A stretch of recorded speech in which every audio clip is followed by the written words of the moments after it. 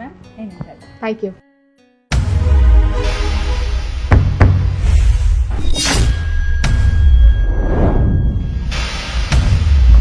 What is this nonsense?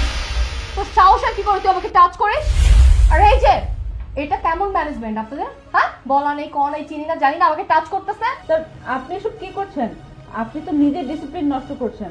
আপনি যদি গেস্টদের সাথে এরকম ব্যবহার করেন তাহলে তো নেক্সট টাইম আমাদের এখানে কোনো গেস্ট আসবে না। স্যার এবার তো ঠিকই বলেছেন স্যার, আপনি যদি এভাবে করতে থাকেন আমরা স্যার পরবর্তী গেস্ট পাবো না, আমাদের স্যার বিজনেস হবে না। তখন তো স্যার আপনার বলবেন যে আমরা বিজনেস ঠিকমতো দিতে পারছি না, গেস্ট সার্ভিস ঠিকমতো দিতে পারছি না। হোটেলটা কার?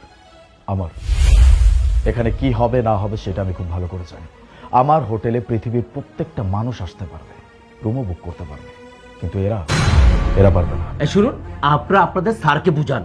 আপনাদের স্যারের মনে হয় মাথা নষ্ট হয়ে গেছে। আর উনি যদি মাথা নষ্ট নাই হতো তাহলে উনি আমার গার্লফ্রেন্ডের গায়ে টাচ করতো না। এক্সকিউজ মি, এটা কি মেন্টাল খানায় চলে